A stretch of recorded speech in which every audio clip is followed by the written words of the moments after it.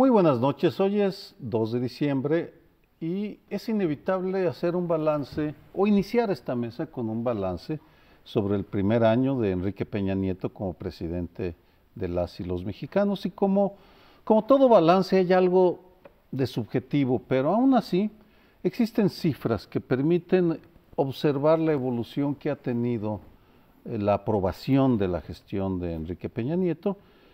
Y salvo alguna excepción, alguna encuesta que se sale de la norma, todas están registrando el desencanto. Hay una caída clarísima entre el círculo rojo, los conocedores, y entre la ciudadanía. Vamos, cada quien los diferentes encuestas lo miden de diferente manera, pero está decepcionando el primer año. Esas son las cifras duras, ya cada quien las interpreta como quiere o las explica de diferente manera. En mi caso, creo que fue más escandaloso el inicio, más alaraquinto, más promisorio de lo que luego empezó a cuajar, es decir, la detención del Bester Gordillo, el Pacto Pro México, por supuesto, el 2 de diciembre del 2012 fue una sorpresa con sus promesas de 95 reformas. Pero gradualmente se fue diluyendo el entusiasmo cuando el México real, el de los poderes fácticos, de los gobernadores, de las grandes empresas, le fueron poniendo frenos aquí y allá al poder del presidente. En mi caso creo que curiosamente, en donde he detectado un mayor avances en el área de seguridad, donde de manera muy discreta está dándose un viraje muy profundo en la estrategia para combatir el crimen organizado. En Michoacán, por ejemplo, hay un reconocimiento de facto de los guardias comunitarios, lo cual es una novedad frente al inicio del sexenio, pero son casos excepcionales en donde observamos reformas a profundidad. La norma es demasiado anuncio, demasiada fanfarria y poca sustancia. Bueno, yo creo que vale la pena poner el acento en primer lugar en el asunto económico, porque el presidente Peña Nieto desde candidato habló de la eficacia, de que quería programas que realmente funcionaran, etcétera, y desde luego anunció que tendríamos un crecimiento económico importante. Estamos terminando el año aparentemente con un 1.2 del PIB, que es un crecimiento bajísimo, incluso comparado con sexenios anteriores, en donde hubo crisis. Bueno, hubo cuando hubo el decrecimiento, eso es incomparable, pero en este momento estamos con una gran frustración que se debe en gran medida a un crecimiento económico muy bajo, que no está siendo capaz ni de crear los empleos, ni de dotar al Estado de financiamiento para los servicios y la obra pública, etcétera, ¿no? Entonces, la economía estancada. Otra es que las grandes reformas que se habían logrado o que se plantearon para este año y que fueron aprobadas, empezando por la educativa, que fue una reforma importante, pues ha empezado a ser frenada de distintas maneras. Primero, no se presentaron en un primer momento las 3 leyes secundarias que correspondían para desarrollar la reforma constitucional, sino quedó pendiente la del servicio profesional de los docentes. Después ya se presentó esta última, pero en la práctica, no en el derecho, sino en la práctica, de facto, ha ido siendo frenada esta reforma, pues por las movilizaciones, por las impugnaciones, sobre todo de la Coordinadora Nacional de Trabajadores de la Educación, la CENTE, ¿no? Y pues está en veremos, porque en algunos estados se llega a decir, pues aquí no pasa, aquí no se aplica, y como la tienen dominada o amenazada estas grandes formaciones de la coordinadora, pues, y la otra es la reforma de telecomunicaciones, que también fue una reforma profunda, importante. Han quedado pospuestas las leyes secundarias para el año entrante. Entonces, estamos en un panorama, para decirlo sintéticamente, en donde se hicieron grandes promesas, se despertaron grandes expectativas y luego empezó a frenarse en la realidad poco a poco, como una ley del embudo que va, ¿verdad?, poniendo muy poco de lo que se había programado. Yo creo que definitivamente fue un muy mal año para el presidente Peña Nieto. Como dice Sergio, lo demuestran las encuestas. En algunas llega a bajar hasta 15 puntos de su punto de inicio. El presidente Peña Nieto, con un gabinete pues bastante mal calificado, incluso el secretario de Hacienda en la encuesta del Reforma del día de ayer, pues con una calificación, la penúltima de los secretarios, con 4.5 creo, 4.2 de calificación, y mencionó al secretario de Hacienda pues porque la economía es uno de los puntos que más le importa a la población. Entre los tres asuntos que más preocupación le causan a la población, hay un absoluto desencanto y hay una baja en las percepciones sobre el desempeño del gobierno, que son economía, o sea, todos los asuntos económicos que engloban desde productividad, empleo, crecimiento, violencia o inseguridad, que es el segundo, y el tercero es corrupción. Y en los tres pues vemos que ha caído la percepción sobre la eficacia del gobierno en estos tres grandes ámbitos, cada uno pues con sus luces y sus sombras. En economía, en todas las variables, salvo la inversión extranjera directa, todos los demás indicadores muestran un deterioro significativo. En el caso de la corrupción, la percepción sobre corrupción y los índices, digamos, un poco más duros sobre corrupción, pues se han elevado, y ya se habían elevado durante toda la era panista, que fue, eso hay que remarcarlo, y las reformas sobre corrupción y rendición de cuentas, salvo la de transparencia, pues no salieron. Ya lo discutiremos ahora que veamos el análisis del pacto, pero pues prácticamente no hubo ninguna acción en ese sentido. No tenemos un presupuesto más transparente, no tenemos mejores páginas de transparencia. En las secretarías yo diría que las tenemos peores, y en violencia sí tampoco. Ahí tendría un diferendo contigo, Sergio. Hay algunas cifras, depende de contra qué midas, contra el mes anterior, contra el año anterior, contra el primer año del presidente anterior, pero bueno, Observatorio Ciudadano acaba de sacar sus cifras, y en materia de aquellos que son de alto impacto para los ciudadanos, pues como extorsión y como asalto a mano armada, robo de vehículos o secuestro, pues se han elevado.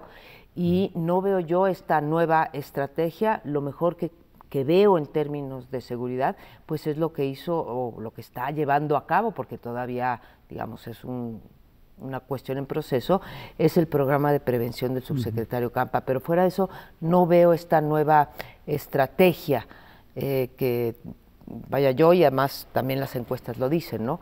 Una nueva estrategia, salvo la cuestión de comunicación social, Sergio. Como suele ocurrir en el caso de la medición de la violencia, hay fuentes diversas. Entonces, dependiendo de cuál sea la que uno elija como fuente más creíble, digamos, pues entonces las cosas y las evaluaciones pueden ser distintas. Por ejemplo, el semanario Z, que ha tenido mucha participación, digamos, de Tijuana, ¿no? En ver y medir y estar sobre ese tema de manera consistente, señala una cifra de 17,000 muertes a nivel nacional. Hay que recordar, digo, uno puede decir, pues a lo mejor están mal, ¿no? Y entonces me voy con las cifras oficiales, que son mucho menos que eso. 11,000 las oficiales. 11,000 las oficiales, 17,000 el semanario Z. Pero hay que recordar de todas maneras, como un punto de referencia, que en todo el sexenio de Vicente Fox, cuando empezó el problema, en realidad no empezó con Calderón, empezó con Fox, el número de muertes fue de 9,000 en todo el sexenio, que nos pareció de todas maneras mucho. Pero ahorita, frente a las cifras que siguen prevaleciendo ahorita, pues ya se quedaron totalmente opacados, ¿no? Y no se ve, en todo caso, sean cuales sean las cifras, no se ve un resultado claro en la estrategia de Peña Nieto en materia de seguridad, y eso va a empezarle a costar a él, porque al principio dijo, bueno, denme un tiempo, porque pues evidentemente estoy heredando todo un desorden. Sí, pero ese desorden, si eventualmente se va a controlar, va a tardar más tiempo para ello. Pero hay otros puntos más en relación con la evaluación, las encuestas. Un punto que me llamó la atención es la encuesta que se hace a líderes de opinión que inciden, que se ha venido haciendo desde hace tiempo, desde el principio, frente a las de la opinión pública. Al principio las de los líderes evaluaban muy bien a Peña Nieto, porque los criterios que estaban tomando en cuenta seguramente eran distintos a los del ciudadano, que en realidad ve si está mejor su ingreso, si la economía, los precios, etcétera. Y esa se cayó dramáticamente, es decir, la evaluación que hacen ahora los líderes es incluso más baja que la que hace el ciudadano común, también aplicando esos mismos criterios que utiliza este grupo de observadores y analistas de la política. Es decir, pues es que en realidad fueron muchas expectativas que no se han ido cumpliendo o han sido decepcionantes. Claro. Abordo el asunto de otro tema para regresar al pequeño diferendo que surgió entre María Amparo y un servidor. Primero, algo que deberíamos abordar, o al menos conceptualmente, es qué tanto es imputable a decisiones de Enrique Peña Nieto y su equipo y qué tanto a la realidad que enfrentó. Es por supuesto imposible ser muy precisos, pero aceptando que enfrentó enormes dificultades, un gran desorden en muchos terrenos, dispendio, desorganización, corrupción, creo que hay dos áreas en las cuales es evidente que él se ha quedado atrás en las exigencias del cargo. El primero es la mediocridad de una parte de su gabinete o de una parte de su equipo. Hay una parte muy buena y hay una parte bastante mediocre, mala, son los cuates, son las cuotas pagadas que no garantizan una buena gestión. Y en segundo lugar, la evidencia que surge de que él mismo no está convencido de algunas áreas, sobre todo transparencia y combate a la corrupción. Queda la impresión, cuando uno observa la página de la presidencia, que falta voluntad política del presidente, porque en términos comparativos ahí Vicente Fox y Felipe Calderón barren a Enrique Peña Nieto en la facilidad de usar la información que está en la página, es decir, es una página muy pobre. Así es. En ese sentido, y aceptando que las encuestas de opinión no disiento para nada del diagnóstico, de tu diagnóstico, María Amparo, a lo que me refería es que en educación, telecomunicaciones, por ejemplo, ahí hubo frenos evidentes de la coordinadora, de las televisoras, de los grupos de poder, a los cuales se les puede atribuir. Y en cambio, en seguridad, sí noto avances estructurales que todavía no se notan a la realidad en dos puntos. Uno, la coordinación en el gabinete de seguridad. Con Calderón no se hablaban la Procuraduría con la defensa, por ejemplo, o con Seguridad Pública, la Secretaría de Seguridad Pública. Era muy dramático las diferencias de Genaro García Luna con Eduardo Medina Mora, por ejemplo. Y esta mayor coordinación ha llevado a que se reestructure la forma como trabajan. Por ejemplo, Marina es responsable de Tamaulipas, es cabeza de sector en Tamaulipas, la Policía Federal o la Comisión Nacional de Seguridad en La Laguna, Chihuahua, y el Ejército en Michoacán. Y es allá donde me refería de que el Ejército tomó una decisión de reconocer tácitamente en la práctica a los comunitarios, lo cual es un viraje muy profundo a la estrategia que se tenía de negar la legitimidad a los comunitarios para asumir la responsabilidad de enfrentar al crimen organizado. Esa era la razón del diferendo, que creo que es menor. Yo quisiera agregar nada más un freno muy notable, ya que estuvimos hablando de frenos en distintas partes. Un freno muy notable fue el de los gobernadores. Los gobernadores se han opuesto a muchas de las leyes, de las reformas que se pactaron en el Pacto por México. Exitosamente, ¿verdad? Exitosamente, en materia electoral, en materia de transparencia, en varias materias, en deuda. Contabilidad. Se opusieron y lo han logrado hasta ahora. Es otro freno. Iba yo a referirme a lo de las guardias, pero ya lo tocó Sergio al terminar. Entonces, yo sí diría que no creo que el ejército ni el gobierno de Peña Nieto estén legitimando, y espero que no sea así, a las guardias de autodefensa. Pero pues la evidencia lo dice lo contrario. Sí lo está haciendo. La evidencia dice todo lo contrario. En fin, hay evidencia, ya no hay tiempo. Hay evidencia, pero no tiempo. Regresamos en unos segundos. Espérenos. El gobierno cumplió su primer año, pero también el Pacto por México, que fue una de las cartas fuertes con las que abrió su sexenio Enrique Peña Nieto. Y fue bastante bien recibido. Desde luego, dentro de los partidos de oposición ha habido una permanente crítica al pacto, una presión para que se salgan del pacto los negociadores, los dirigentes de los propios partidos, del PAN y del PRD, pero ha ofrecido algunos resultados, desde luego. Muchas de las reformas que se han hecho surgieron del pacto, aunque falta por ver cómo aterrizan, falta por ver, desde luego, hay en algunos casos descontentos sobre el tipo de reforma que se dio, que tenía que haber sido más profunda, que le faltó esto, que le faltó lo otro, pero creo que como mecanismo, primero de aviso político, de una constancia por parte del PRI, decir, yo ya no puedo gobernar solo, no vamos a regresar a los tiempos de antes, no hay partido hegemónico, tenemos que incorporar a la oposición para sacar adelante al país. Yo creo que ese fue el mensaje original, inicial. Y desde luego como mecanismo de negociación, pues rompió un letargo que se venía arrastrando, sobre todo al tratarse de reformas estructurales, porque efectivamente no es que haya una parálisis del Congreso en estos 12 años o 15 años, pero que en las reformas estructurales ha habido más dificultad y algunas ya salieron, otras están saliendo con dificultad. Está la energética pendiente, está la reforma hacendaria, no fue a final de cuentas una reforma cabal, estructural, sino que más bien fue miscelánea, pero el pacto ha peligrado en diferentes momentos y ha salido adelante. Ahora el PRD se retiró en estos días del propio pacto por razones de la reforma energética que sin embargo ya se sabía. Es decir, ellos dijeron, es que están pactando la reforma energética contra la reforma política y si avalamos la reforma política va a ser un aval para la energética. Por eso ya lo sabían desde el principio. El PAN originalmente dijo, queremos primero la político electoral para dar nuestros votos en la energética y sin embargo el PRD se mantuvo ahí en el pacto, en las mesas de negociaciones. O dice, por ejemplo, es que no va a haber un INE que sustituya a los institutos estatales, sino que es un híbrido. Quien propuso la fórmula del híbrido fue el PRD, quien insistía en que tenían que desaparecer los institutos estatales era el PAN, y el PRI no quería que desaparecieran, y entonces quien propuso esta fórmula híbrida, que es la que se está discutiendo ahora, fue el PRD.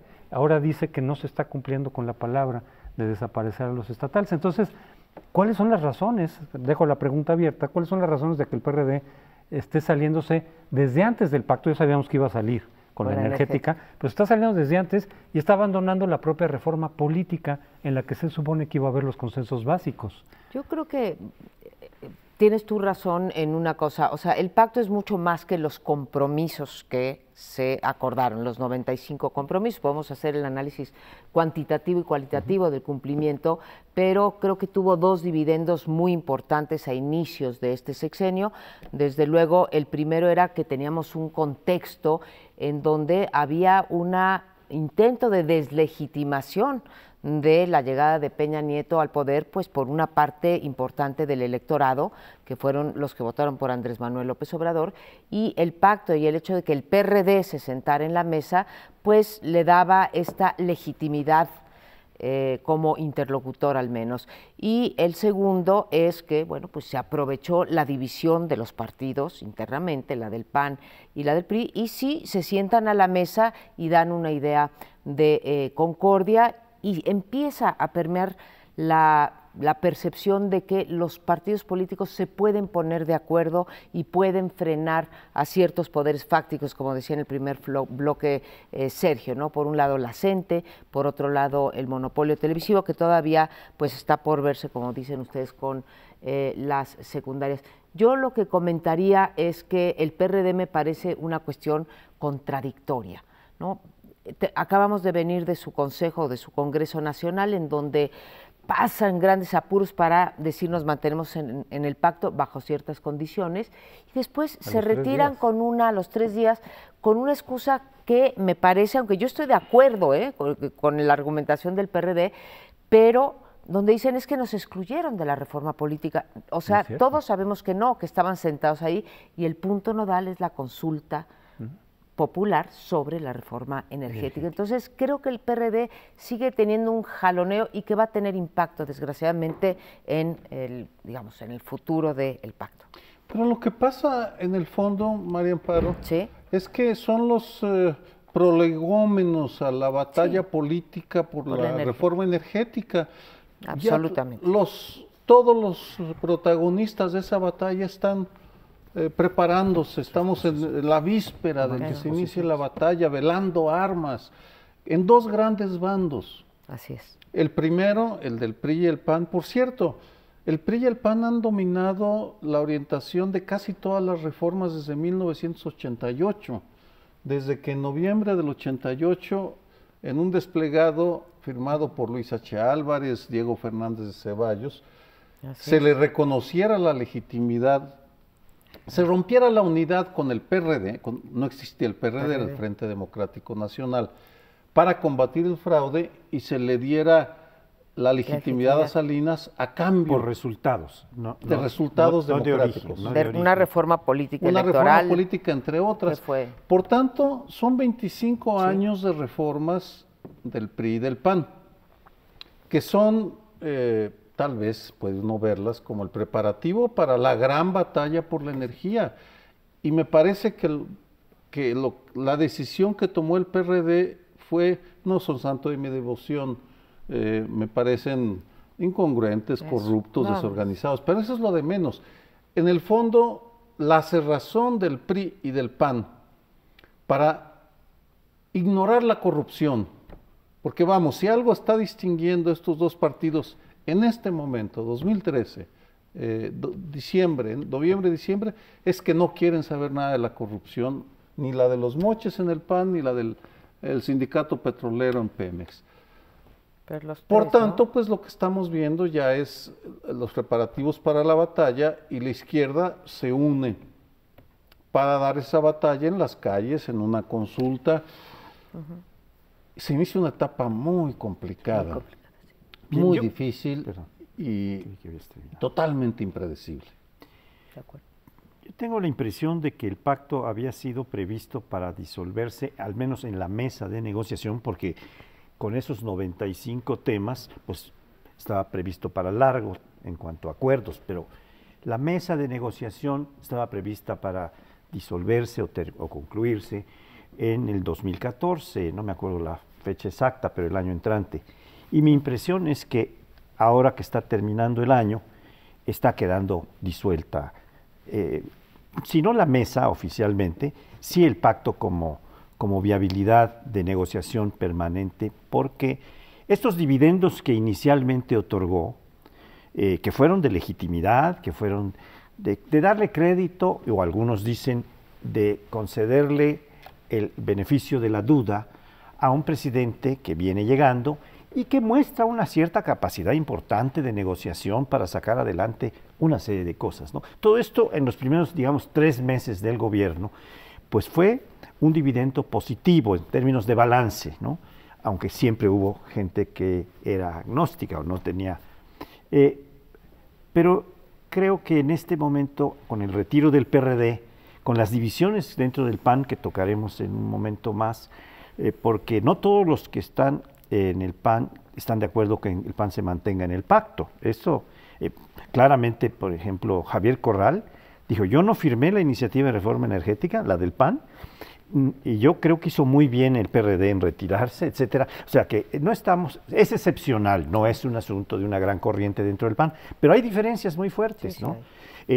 Y otros elementos que nos llevan a ver cómo en los trimestres siguientes ha venido menguando este dividendo o se ha cancelado y ahora está en negativo, echando para atrás la legitimidad. A ver, que el PRD fuera a movilizarse contra la reforma energética, se sabía, porque lo dijo, y ha habido una serie de reuniones desde hace ya varias semanas en relación con eso, que la reforma electoral iba a ser la carta de la condición que exigía el PAN para la reforma energética, también se sabía. Entonces, lo que no acabo de entender del PRD es por qué se levanta en la reforma política, porque lo que me preocupa es que la reforma política, aunque en general se ha dicho mucho que debes de aprobar las cosas por mayoría y no por consenso, ¿no? Que los consensos, el prestigiar demasiado, el privilegiar demasiado los consensos puede hacer que pierdas contenido en las reformas, que basta con que haya una mayoría calificada.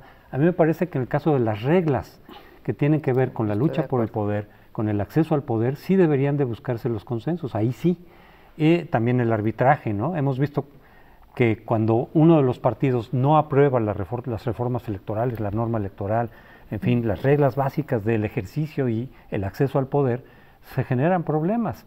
Y aquí la salida del PRD no sabemos si es solamente, bueno, hasta ahorita es de la mesa de negociación del pacto, pero a lo mejor en el Congreso aprueban, porque sí se le tomaron en cuenta varios de los puntos, probablemente no todos, como sucede en toda reforma, pero sí se incorporaron varios elementos de los que puso sobre la mesa el PRD. Entonces vamos a ver si a la hora del Congreso hay un consenso amplio o solamente será una reforma de PRI y PAN, la política electoral, y en ese sentido vamos a tener un déficit de legitimidad derivada de la falta del consenso en las reglas para acceder al poder. Qué bueno que lo mencionas, porque si uno lee los 30 puntos que sacaron el PAN y el PRD sobre reforma política, ahí podemos ver que buena parte de ellos están dentro del dictamen de reforma política que se estará discutiendo entre hoy y mañana en el Congreso. Me da gusto leer el día de hoy en los periódicos las declaraciones del domingo de los líderes de las fracciones del PRD, que estarán sentados en las comisiones, lo cual quiere decir que no van a sacrificar su posibilidad de influir en las reformas políticas. Y yo cerraría diciendo que, bueno, pues hay vida más allá del pacto y que, en efecto, las negociaciones en el Congreso y las negociaciones al interior y entre el Congreso y el Ejecutivo, pues seguirán adelante con mayores o menores mayorías, pero como lo dijo Peña Nieto, pues en efecto, para eso está la democracia, es un mecanismo que te permite tomar una decisión con base en las mayorías. Así funcionan las democracias en todos los países, Sergio. Sí, estoy de acuerdo, simplemente, perdón, Sí. me parece que le están demonizando demasiado al PRD cuando la reforma política se fue descafeinando gradualmente. La semana pasada lo que nos Pero entre entregaron los tres, es un bodrio. un bodrio. Vamos, perdóname, ¿cuál reforma Claro. política? Es una farsa lo que están haciendo con la reelección, que están sometiendo a los Sí, ahora la posibles vamos a ver. reelectos a la Vamos a disciplina ver. de los partidos.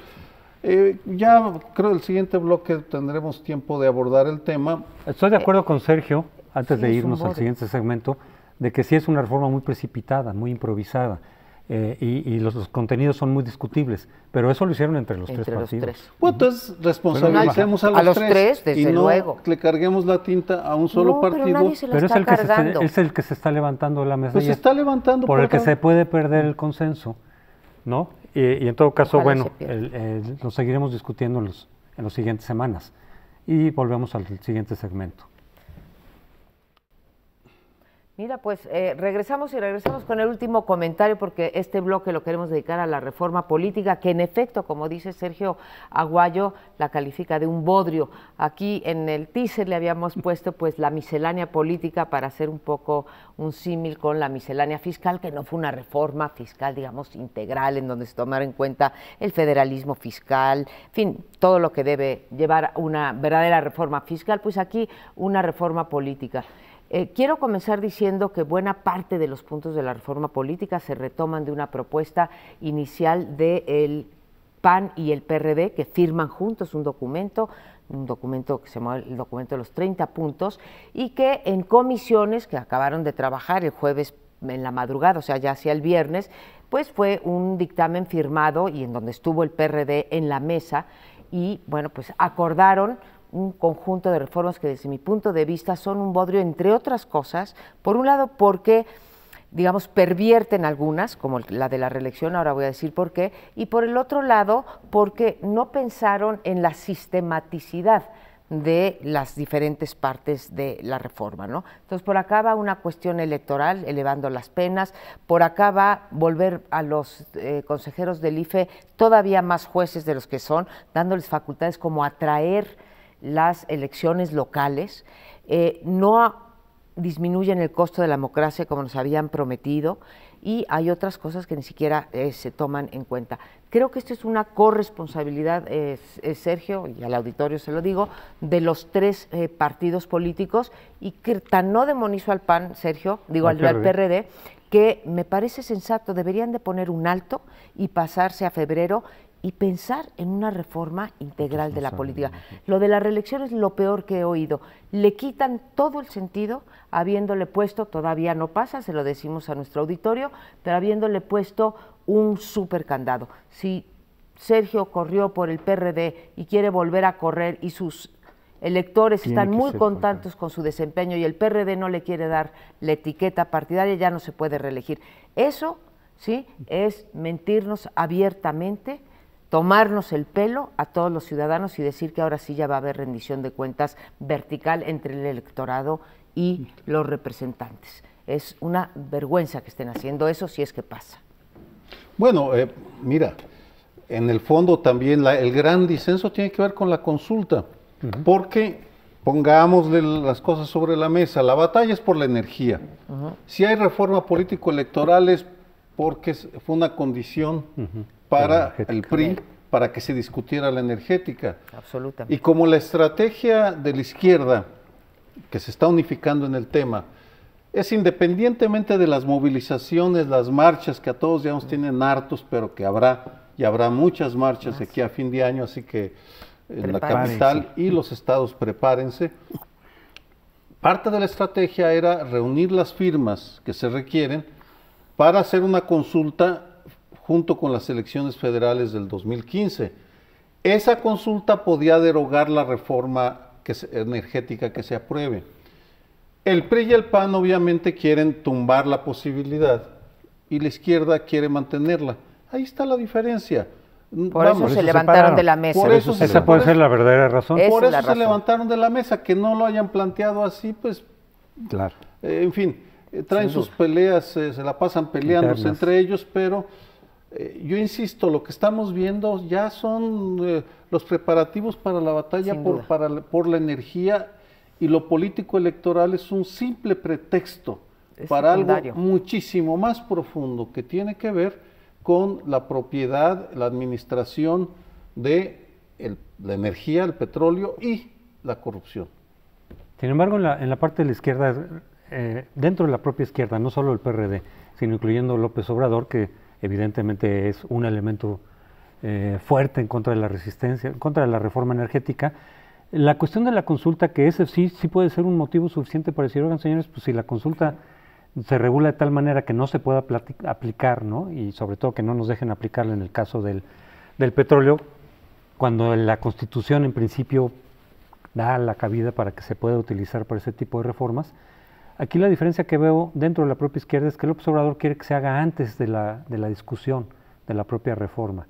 Y la estrategia de Cárdenas es a partir de lo que se establece en la Constitución, es decir, en las elecciones intermedias, que es cuando además se puede reunir más fácilmente el porcentaje que exige la ley, el 40%, para que sea obligatoria, es decir, que sea vinculante, ¿no? Que sea necesario tomarla en cuenta, ¿no? Que tenga la vinculación legal. Pero lo que no quieren precisamente el PAN y el PRI es que se postergue hasta el 2015 el que se ratifique la reforma, porque entonces mientras tanto no vendrán las inversiones esperadas, etcétera, no se va a generar el efecto que se está buscando. Y entonces curiosamente PAN y PRI dicen que se haga antes la consulta, cuando es exactamente como lo quiere López Obrador, pero no es el PRD en la corriente de Cárdenas el que quiere que se haga así, sino después. Entonces ahí también hay un diferendo dentro de la propia izquierda en relación con cómo y cuándo hacer la consulta. En estos días vamos a saber si hay reforma política en primer lugar. Es muy breve el tramo que sigue, porque la intención es inmediatamente después de la reforma política introducir la reforma energética, con lo cual ya no tienen que entrar a discutir lo de si se hace la reglamentación para que sea vinculatoria y para que se pueda procesar, porque si entra este año, incluyendo la posibilidad de un periodo extraordinario, porque el periodo ordinario de sesiones termina el día 15 de diciembre por Constitución, pero se puede establecer un periodo extraordinario. De tal manera que si la reforma política queda aprobada en estos días, 4, 5, 6 de este mes, y se introduce ya la iniciativa y el dictamen sobre la reforma energética en los siguientes, faltando tiempo, como va a faltar, porque sí, el PRD se va a empeñar en la discusión y va a ser una discusión enorme. Ya, como decía bien Sergio, los tres partidos están tomando sus posiciones como una guerra, ¿no?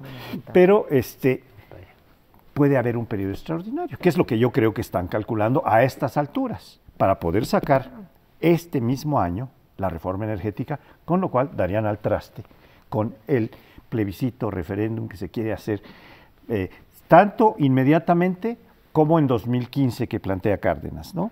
Y una vez eso queda liquidado. Y puede ser que después admitan que se procese una regla para desarrollar la Constitución en el sentido de... Yo creo que es, como dice Sergio, es secundaria la reforma política y es un pretexto la reforma política para llegar a la gran batalla, a la madre de todas las batallas, que es la energética. Pero son unos irresponsables, Sergio, los partidos políticos, porque para cumplir la precondición de que el PAN vote la energética con el PRI, van a sacar una guarrada de reforma política. Y eso no se vale, porque entonces nos vamos a quedar con esas reglas que son inoperantes, y además creo que los podemos llamar a cuentas a nuestros legisladores, insisto, de los tres partidos, porque ellos prometieron una reforma política que diera mayor certeza, ¿sí? Con la reforma, mayor certeza, voy a mencionar ahorita dos de los objetivos. En el caso electoral, mayor certeza y menor costo de la democracia. Ninguno de los dos se está logrando, porque si tú metes, por ejemplo, la causal de nulidad para la reforma presidencial por los topes de campaña, la incertidumbre que tú metes es mortal, porque tenemos un sistema de fiscalización que le podría decir ahorita a Peña Nieto, ¿sabe qué, comper? Bájese de la silla y vamos a llamar a elecciones. Eso no es dar certeza, no da estabilidad y no ayuda a mejorar la gobernabilidad de este país. Entonces, están sacando una serie de pegotes allí muy cuestionables, tanto en sí mismos como en su, insisto, su sistematicidad. Así que mejor pospongámosla y hagan una cosa decente que case con los objetivos que le ofrecieron a la ciudadanía. Y no olvidársenos que, pues, en los sistemas presidenciales las alianzas, porque hablábamos del pacto hace un momento, Sergio, son siempre inestables, van siempre sobre cuestiones particulares según se van moviendo las fuerzas políticas. Es otra autocelebración que se hacen los partidos a sí mismos, es un regalo que se hacen. El día de hoy, María Amparo publicó un texto muy largo en Excelsior, muy bueno, es una valoración del Pacto por México, en el cual la cifra que más me impresionó es que en aquellos temas que empoderan a la ciudadanía, como rendición de cuentas, lucha contra la corrupción, no se ha hecho nada.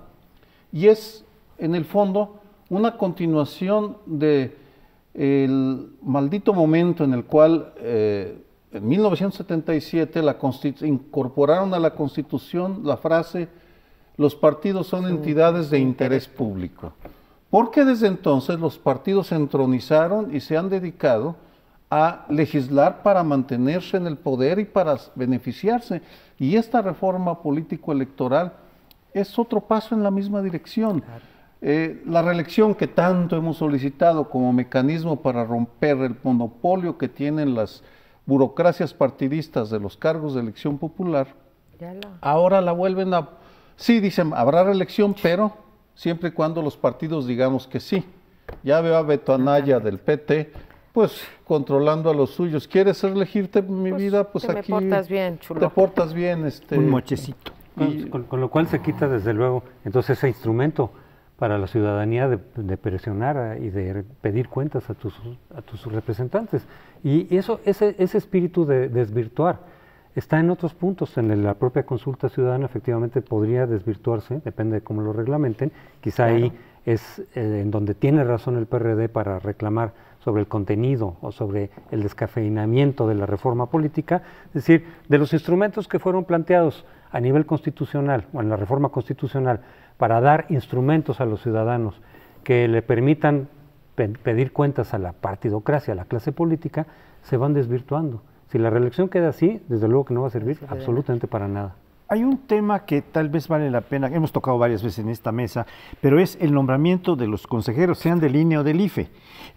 Los siguen manteniendo como cuotas de los partidos. Es decir, la partidocracia metida a través de cuotas para que cada quien se lleve su partecita de pastel, y ahí es donde estamos los ciudadanos descobijados. Pues nos quedamos súper descobijados con esta reforma política. Si pasa, ya lo veremos. El próximo lunes lo podremos volver a discutir. Por lo pronto nos vamos a otro bloque interesante sobre la reforma energética. Desde hace un buen tiempo hemos sabido que la batalla principal, como ahora se está enunciando la madre de todas las batallas, era para López Obrador y su movimiento Morena la única batalla que habría que librar, porque no estaba de acuerdo ni con la política, ni con... Esta era la batalla principal.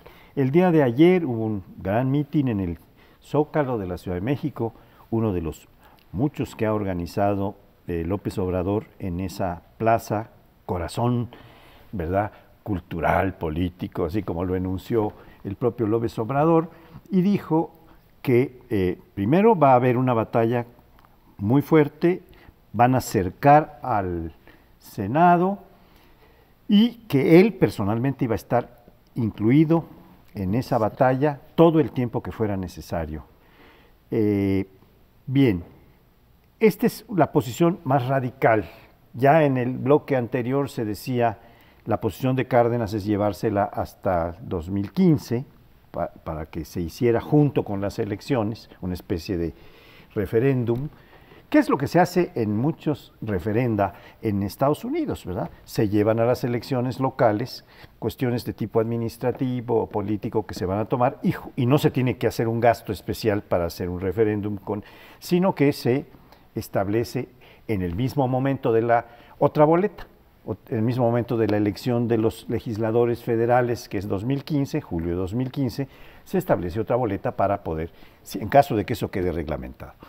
Bueno, estamos allí ante una posición radical que no sabemos hasta dónde va a llevar, pero tiene visos de tener otro tipo de enfrentamientos adicionales que los que hemos estado viendo y que podría conducir pues al retraso de la reforma energética, no sabemos hasta qué punto.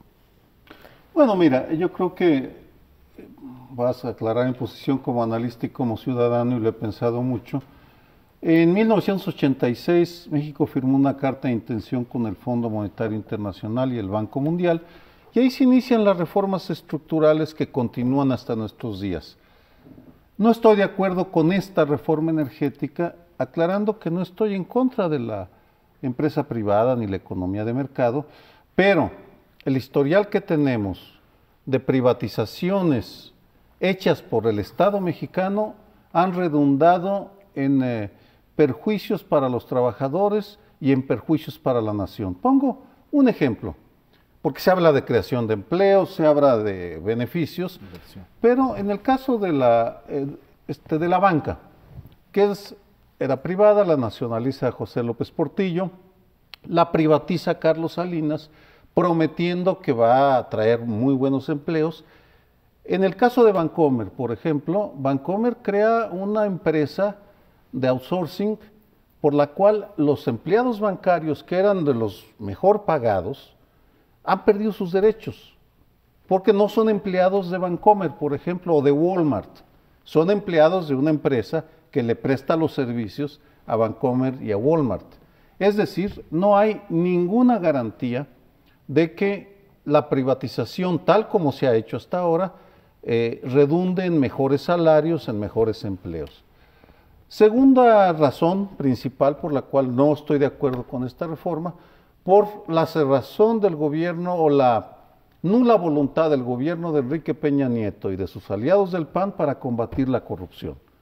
Tenían en Pemex una magnífica oportunidad para lanzarse a limpiar la empresa para a partir de ahí empezar una privatización ordenada y respetuosa de los derechos laborales, y no ha sido el caso. Por tanto, lo que anticipo sí es una privatización salpicada de corrupción que va a beneficiar a unos cuantos y que adquirirá el país compromisos con empresas extranjeras que se dedicarán a saquear, como ya lo estamos viendo con las mineras canadienses, que solo vienen a saquear al país y a destrozar el medio ambiente. Yo fijo mi posición, igual que Sergio, yo estaría en favor de la apertura de Pemex y la CFE a la inversión privada. Yo no le llamo a eso privatización, pero estoy en favor, digamos, estoy en el otro, pues a lo mejor no la antípoda, pero en el otro extremo, digamos. Es lo mismo, sí. El otro lado. En el otro lado, sí, un poquito. aún reconociendo y coincidiendo absolutamente con Sergio de que no es garantía la inversión privada o incluso la privatización, si habláramos de otros sectores, como habló el de la banca, de una mayor eficiencia, de una mayor honestidad, de una mayor productividad de un sector. En eso estoy absolutamente de acuerdo. Creo que cuando la banca fue privada tenía problemas, cuando fue pública también, no era tampoco una banca que pudiéramos presumir su calidad, ¿sí? Su empresa clase mundial, y cuando regresó a manos privadas, pues tampoco tenemos problemas de altas comisiones, etcétera, etcétera. Entonces, yo no creo que es la estructura de la propiedad lo que te va a explicar el éxito o el fracaso de un sector o la corrupción u honestidad de un sector. Me parece que este gobierno ha manejado muy mal su reforma estrella, porque a nadie nos cabe duda que su reforma estrella la ha manejado muy mal en explicar en qué consiste. Creo que cometió un error garrafal en no haberla mandado la constitucional junto con su proyecto de reformas a las leyes secundarias, que es lo que podría atender los puntos que menciona, que son muy legítimos, que está mencionando Sergio, desde cómo se va a manejar, qué va a pasar con el sindicato, cuál va a ser la corrupción, qué contratos sí se pueden dar, cuáles no se pueden dar. Entonces, me parece que lo ha manejado realmente mal y que hay soluciones para, a la vez que tener una reforma energética, ¿sí? Y que el PRD también, porque creo que es un problema de nuestra democracia, que cuando se pierde una cosa en el Congreso se tenga que ganar por las vías que no son las de la negociación política, que marca otra vez la democracia, Sergio. Y precisamente esa pregunta queda en el aire, decir hasta dónde los votos se van a tener entre el PRI y el PAN para la reforma constitucional de la reforma energética, aunque en el Senado hay algunos, efectivamente algunos senadores que igual no están tan de acuerdo. Corral, pero se hablan de 2 o 3 más por ahí, pero creo que a final de cuentas los votos estarán serán suficientes para la reforma. La pregunta es, ¿hasta dónde llegará la resistencia de la izquierda, de López Obrador, que llama el día de ayer a acercar el Senado mientras dure la discusión de esta reforma? Y a mí me parece, en ese sentido, del mal manejo del gobierno de esa reforma, también la apuesta que hizo con la reforma hacendaria, porque tuvo más una motivación política que económica. La racionalidad económica de la reforma hacendaria, pues, yo no la encuentro muy bien, muchos expertos tampoco, por eso dicen, pues es una miscelánea que no te va a resolver el problema. Pero políticamente me parece que el manejo fue también muy malo, fue sacrificar tu propio proyecto de reforma hacendaria para darle un poco por su lado a la izquierda, cuando la izquierda tampoco te iba a responder, desde luego que en la energética. Ahora estamos viendo que tampoco, para mantener la vida del pacto, ahora que se levantó el PRD de la mesa de negociación, y en cambio sí te echas en contra a muchos de los sectores que te venían apoyando desde el principio. Entonces, a final de cuentas, me parece que ni logras nada en generar condiciones políticas más adecuadas para la reforma energética o para la sobrevivencia del pacto, y por otro lado, sí enfrentas a los grupos que en principio te iban a apoyar también en la energética y en muchas otras cosas. Ahí creo que fue uno de los errores de este año de Peña Nieto, el manejo de la reforma energética, pero también el sacrificar la reforma hacendaria, en lugar de también ver de qué manera se iban a complementar, porque las dos reformas al final de cuentas van de la mano. Bien, estamos en presencia de graves dificultades y serios combates por la reforma energética, pero no habría que dejar de mencionar algunos detalles muy importantes. En las 8 columnas del periódico Reforma del día de hoy está el asunto de la ordeña, de los fluidos de hidrocarburos, ¿no? Está creciendo, cada día más crece. Como que algunos han dicho, pues, si es de todos los mexicanos, vamos tomando nuestra parte de una vez, y entonces el petróleo es de todos y se lo llevan algunos. Pero aquí hay un asunto muy grave. Se sabe o se ha dicho que muchos de los extractores de los ductos son narcotraficantes o miembros del crimen organizado. Es decir, esta batalla que se está dando, que se tiene que dar mucho más ampliamente en el ámbito financiero y que se tiene que dar en este tipo de cosas que está permitiendo el Estado, porque lo sabe. Y los números que va dando el día de hoy Reforma está creciendo en la extracción de hidrocarburos en muchos más puntos de los que en el tiempo anterior. De tal manera que la reforma energética va a tener graves dificultades, va a salir alguna rebaja para poder tratar de atraer a algunas gentes del PRD que a lo mejor acaban votando. Pero en fin. Una última reflexión, no hay mucho tiempo. Esta es una paradoja gigantesca. Quienes van a votar tienen los votos en el Congreso para aprobar la reforma energética, PRI, PAN, pero todas las encuestas de opinión nos dicen que la mayoría de la población se opone a esta reforma. Esa es la paradoja que va a generar una contradicción de consecuencias imprevisibles. Yo creo que dependiendo de cómo yo creo que tenemos que terminar, ¿no? Pero, es un tema que vamos a seguir tocando, Así pero no nos deje, la próxima semana estaremos con ustedes. Oye,